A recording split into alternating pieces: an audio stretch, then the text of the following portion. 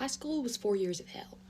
I just graduated, so get ready with me while I talk about why my high school experience was just terrible, and so you don't make the same mistakes I did. A little bit of backstory: I moved here when I was in 8th grade in 2021, in the middle of COVID. I finished 8th grade online and didn't really get the chance to meet any friends. But over the summer, I met these two girls that lived in my neighborhood. Let's call them Daisy and Sunny. Daisy and Sunny were actually so sweet, and I was so excited to have met them. I was especially excited because they were going to be in my grade and go into the same high school as me in the fall. They had known each other for forever. They had been best friends since birth. Through them, actually, was the first time I ended up meeting this other girl. We're going to call her Blair. Now, Blair was, actually drop-dead gorgeous.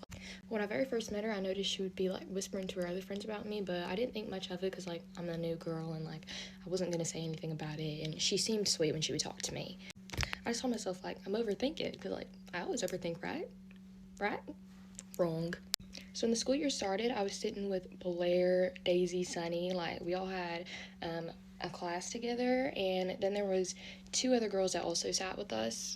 Now, mind you, I'm the only one that looks like me in this table at this group, so it was I just felt kind of like I didn't belong, but I was just happy to have had friends. Now, one day, one of the girls had invited their guy friends to come and sit with us. Out of nowhere, Blair asked him, "Who do you think is the least attractive girl at this table?" And he looks dead at me and goes, "I don't like black girls, so you."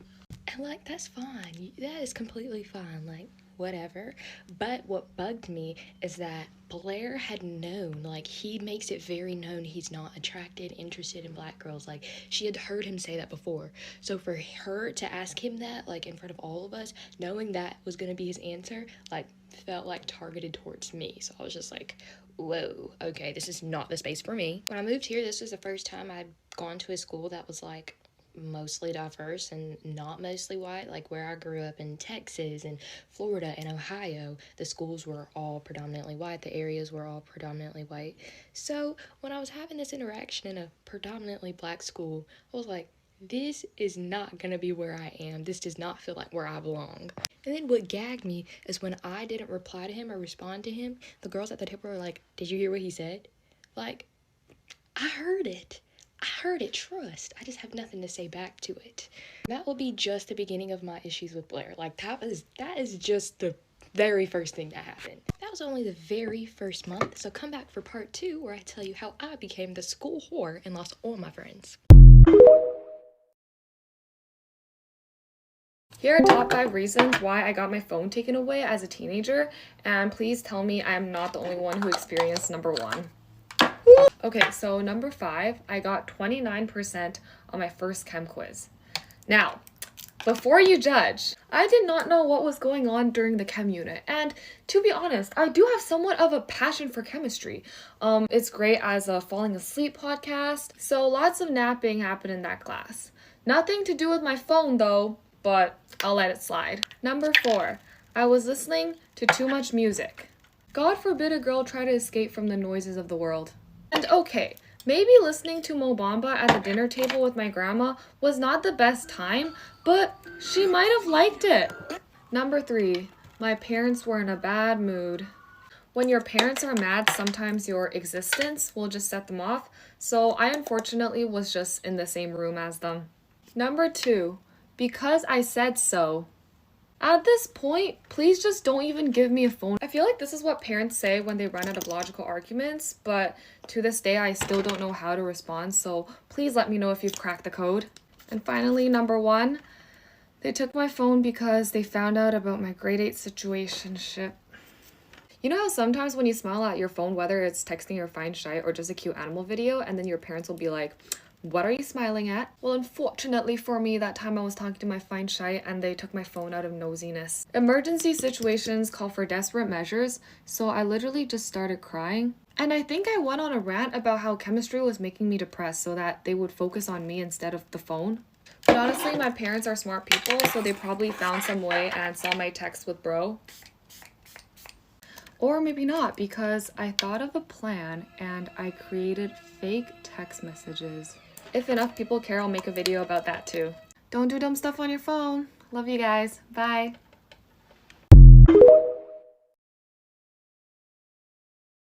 Story time about how a girl followed me around school just to fight me over this nigga. Okay, so it's my sophomore year of high school, and I used to have this Spanish class, and we used to do anything in that class. We never paid attention to that teacher. So it would be like me and like the people in the back of the class. We all used to be playing Uno. We all used to be talking, just chatting it up. Like it was like a little group or whatever. It was no group chat. It was nothing crazy. We was just Spanish class friends. So one day the boy would come up to me, and the girl, I'm gonna give her a name. I'm gonna give her a fake name. I'm gonna call her like Star.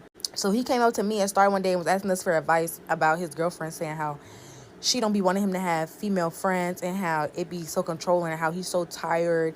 Basically just telling us about his girl and how he was tired of her or whatever. So I tell him that, I feel like if you're in a relationship with somebody, you got to respect their boundaries, but y'all still young. So if you want to have friends and experience life, you should communicate with her. I wasn't trying to break him up. I wasn't trying to say nothing smart. I was just letting him know the real. Either you communicate or you do what you want to do. So after that, I'm thinking the shit's okay. It ain't like he done said anything to me about the girl not liking me or whatever. So it's like the next day or whatever.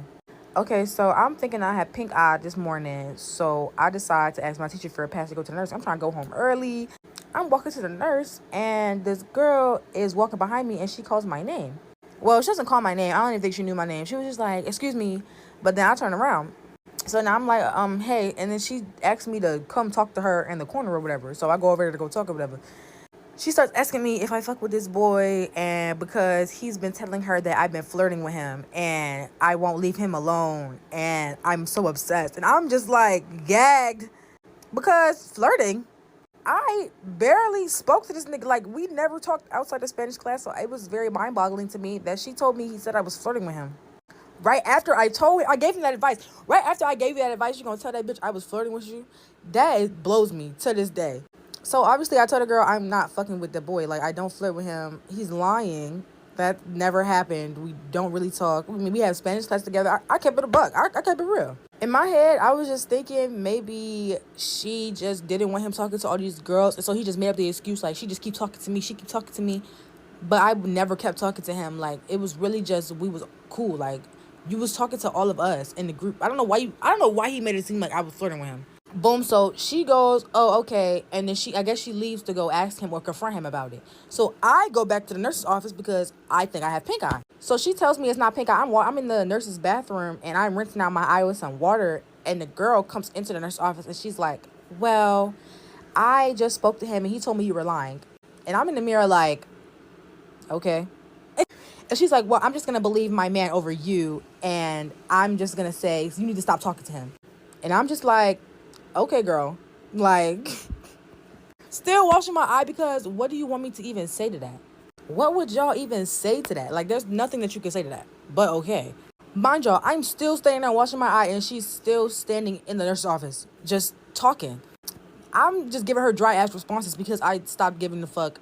After we left from outside, after I told your ass I wasn't talking to that nigga, I stopped giving a fuck. So I'm guessing the nurse sees that it's getting some tension. She's like, hey, is everything okay? She asked the girl what are you in the nurse's office for? Do you have a pass? She's just like, oh, I came with Yvette. And I'm just like, and I walk out. The girl talking shit like, hey, you can't fucking with nah. I forgot what she was saying, but I was walking down the hallway. She was walking down the other hallway. I turn around. I'm like, I do not want to fuck with your nigga if that's what you think. I had to say it very loud. I had to be very clear. I do not want to fuck with that nigga. She's like, do you want to fight Yvette? I'm like, fight for what? Like, I'm lost as shit. Y'all, mind you, it's my sophomore year of high school. It's my first year really being in school in Baltimore. So I didn't know bitches really was like this. So then she came up and then we both hit each other at the same time. And then literally, it was so quick. The coach came and body slammed us both on the ground. And the fight was broken up. I guess he was right next to us when we started fighting. Because I don't know where the fuck he came from. It was real fast. But to be honest, nobody won that fight. And that man made that girl look crazy. He would always talk shit about her in class and talk about how she was a bad girlfriend and say how she was crazy. And I just feel like out of all the people, why me? Why me? You ready me while I tell you guys how I'm going to be grounded for a whole year. Yes, a whole year, starting today. So yesterday, I was going to be hanging out with friends and going to a party. And I didn't tell my mom, which is where I messed up. So I left my house at 6, but before I left my house, my mom was super on edge. She kept on coming in my room, literally no joke, every 10 minutes while I was doing my makeup to go out. And she kept on being like, why are you doing your makeup? Why are you getting ready? Which is weird because I I low-key do my makeup all the time and don't go anywhere. So after she kept on like being weird, I was debating even going. I was like, I don't know if I want to go anymore. I text my friends and they were saying, just come, it's gonna be fine. Like, she's just paranoid right now. Okay, so my friends got here and then I snuck out using my window. And I make it into my friend's car and then I start low-key like panicking. I was like, oh my god, I'm gonna be in so much trouble if my mom catches me. It's not. Then my friends and I go out. We're out for like 1, max 2 hours. When I then start hearing, like feeling the vibration of my phone going off, like someone's calling me. Y'all, no joke, my stomach literally fell to my butt. I already knew who it was. I grab my phone, I look at it, and just as I expected, it was my mom calling. I obviously couldn't answer it because I was at a party, there was music, my mom would just start going crazy. My friends, we had to go, so we left super quick. We got in their car, and while we got in their car, that's when I ended up calling my mom. As soon as I answered the phone, my mom just automatically started yelling like, I got it. She's like, what are you doing out this late? Where are you? I just came in your room, you're not in here. Like, she was going crazy. I'm on the phone like literally trying to calm my mom down. My friends are looking at me horrified because, you know, like if you have your phone loud enough on your, like on the ear, like they could hear my mom yelling at me. So my mom was like, you got 5 minutes to get home. If you're not here in 5 minutes, you're like in deep trouble. Mind you, I was 30 minutes away from my house. And obviously I'm not gonna make my friends speed to my house. Like, I don't want to get in a car accident. So literally as soon as I got to the house, like as soon as I pulled up, I see my mom running outside. She opens the car door and snatches me and literally drags me back into the house. Like, I'm not joking, she literally dragged me into the house. Like, my butt was getting scraped on the floor. Like, I'm not lying. And then once I got inside, I got chewed out even more than the phone and getting dragged into the house. My mom said, give me your phone. So you guys probably wondering how I'm recording. My mom's at work, so I found the phone at the house. So she took away my phone and she said that I'm grounded for the next year. She's considering sending me to boarding school because I've been misbehaving so much. Anyways, this is not a makeup look, and yeah, that is how I'm gonna be grounded for a year. So pray for me.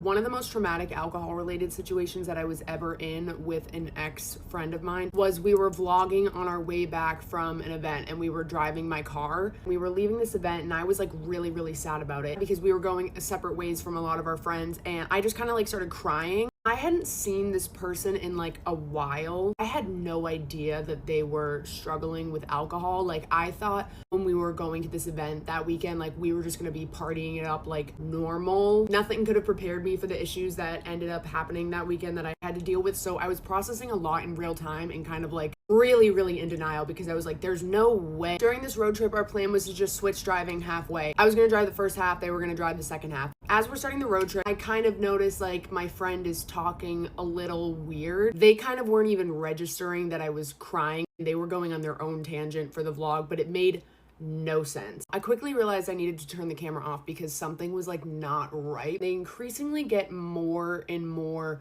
annoying and they keep repeating themselves, and someone who just repeats themselves because of alcohol, it's a huge trigger for me already because a few months prior to this I had to jump off of a roof via a ladder that I used to have next to my bedroom window to escape an alcoholic. So like, I am well versed in this already, but still very young and very in denial. And I just go, okay, we're gonna go stop at a gas station, I need gas. And they were like, okay, I need to pee anyways. And I was like, okay. And then I noticed that they had this water bottle that I didn't recognize, and I noticed they're like slyly like pulling it in and out the side pocket of the car. We pull up to a gas pump, I park the car, they open the car door and they throw that water bottle that's still somewhat full into the trash can. And I'm watching in the rear view mirror as they walk into the gas station. And the second I see them get into the bathroom of the gas station, I open the car door, immediately just start bawling my eyes out, and I dig into the trash can, pull out that water bottle, and it is very much filled with tequila. Mind you, this is when this person is supposed to start driving my car the rest of the way home, an hour and a half. And they are now trashed, trying to hide it. So they're still in the bathroom and I am like panicking. I am in fight or flight. Part 2, now my friend thinks that they're about to get into my driver's seat of my car and drive my car for an hour and a half because they think that I can't tell that they are hammered. But I can tell, and I just found the water bottle. Like, once again, I have already dealt with so many alcoholics in this point in my life that I know all the tricks of the trade. I was just in denial that this person was one. While I'm waiting for them to come back out of the bathroom from the gas station, I am on the phone with somebody like fucking hysterical trying to figure out what to do. And right as my friend comes to the driver's seat, I hang up on whoever I was on the phone with, roll down the window, and I go, I'm driving. There was a part of me that was so angry. They were about to put us both in that position. I think I put my glasses on to try to like hide my tears because I am really just trying to like regulate myself and not cause a goddamn scene. After we got home, we were just chilling out for a couple hours. One of my friends, who was like genuinely just a very safe space for me, was staying in LA at that time and was staying at a hotel down the street. And he was like, why don't you guys come and visit and like say bye to me before I leave? And I was like, honestly, I think I need that. So I'm still trying to figure out if I should like address things with my friend or not, but I was like, I'm just gonna try to like have them leave in peace. We get back in my car, we drive over, we hang out with my friend for a little bit. You know, at this point, they're sober. So they're being normal, so it's easier for me to stay calm, and I'm like, okay, I can make it until the morning, until their flight, like I'm gonna be fine, I'm gonna be fine. I'm always capturing the moment, even if the moment doesn't really need to be captured. And as we were leaving this hotel, I just took my phone out and I was just taking like 0.5 selfies of us just like strutting out the hotel door. The next morning we wake up, I drop him off at the airport, I come back home. My roommate had texted me and said, whose bottle of tequila is this on the counter? Because we had like no alcohol at that time, and it was kind of like a ongoing joke that the only alcohol that we had was Selva-Ray rum. And now there's this mysterious giant bottle of tequila on our bar. And my roommate was like, that's not mine. And I was like, what? 20 minutes later, I get a text from my friend that we had visited the night before saying, did one of you guys take a bottle from my mini fridge because I just got charged like $200? I then checked my camera roll, and in the 0.5 selfies that I'm taking of us leaving the hotel is them taking this bottle of tequila that neither of us saw them take. I'm taking a burst. So it's a burst of them sneaking this bottle of tequila under their long jacket, putting it between their armpit, and then putting their arm up, trying to like pose and hold their jacket for the pictures. Like I have a 0.5 burst of them stealing a bottle. I just want to make it 100% clear that I'm not sharing these stories to make myself a victim or to shame somebody for addiction. Like addiction is an illness, and I was raised to try to save everybody and everything from everyone and everything I could. Like I have really had to work on rewiring my brain the past few years to learn what it looks like to choose myself, and that you have to walk away from some people to be able to choose yourself. This is just one story from a large part of my life that I have not shared online, where these things keep me up at night still, because I thought I was a horrible, horrible, horrible person for not being able to save someone no matter what they were dealing with. I internalized it so much, and I completely lost myself. I damn near had no boundaries for like 21 years of my life. If you can relate to anything in this, please just try to remember that you are not a bad person for getting to that point where you have to choose your peace and sanity over what somebody else is going through. But also, if you are someone who is struggling with addiction, just please know I'm wishing all of the healing and support in the fucking world your way every single day, and I am rooting for you. You are loved more than you know. Get ready with me while I talk about how I got blocked by a super famous TikToker. Okay, so I feel like I need to give you a little bit of background for this. I started TikTok in 2019 when I was 14 years old. I basically started out doing POVs, which a lot of you guys may know me from. And if you go to my account, you'll see I have 1.2 million followers, all from my POVs. When I started POVs, they were not popular. Like, POVs did not become popular until 2020, and like I said, I started doing POVs in 2019. Basically, for those of you who don't know, my POVs were comedy skits. Basically, like, POV, you sit with the pick-me girl, POV, you sit next to the hey Dylan girl. Like, if you guys know, you know. They were very specific, and nobody was really doing POVs at the time I started doing POVs. Like, a very few amount of people were doing them.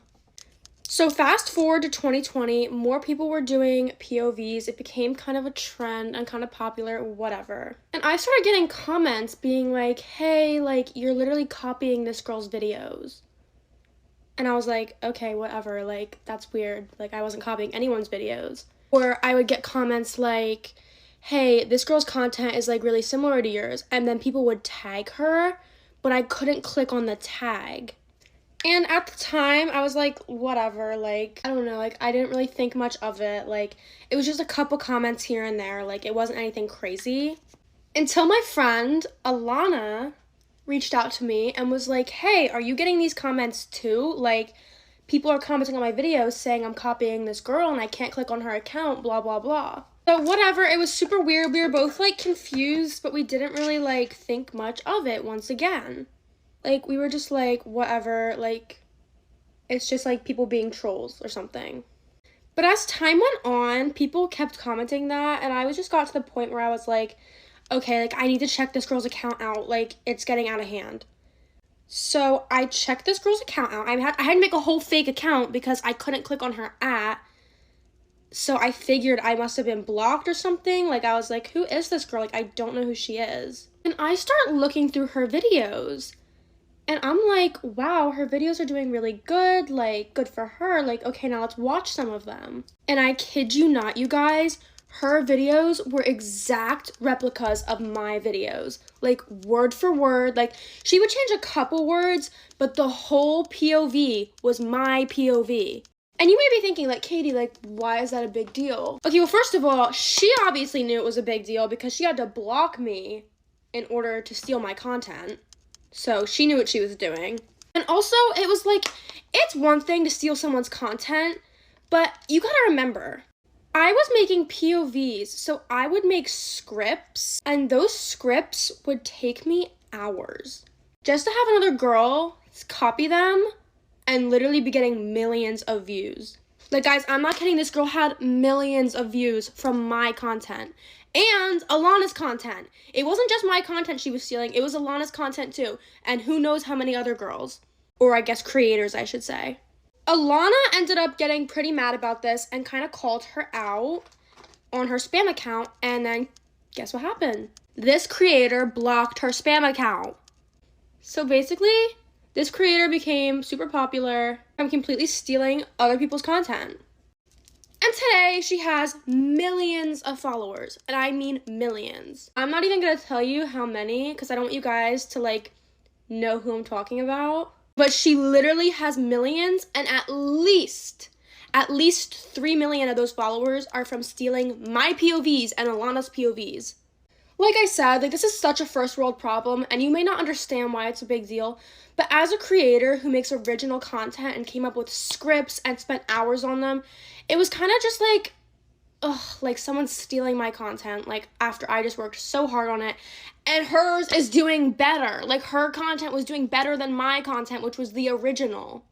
Yeah, I'm not gonna call her out or anything, like, I'm not gonna say her name. She knows who she is. Not that she can see this video because I'm still blocked to this day.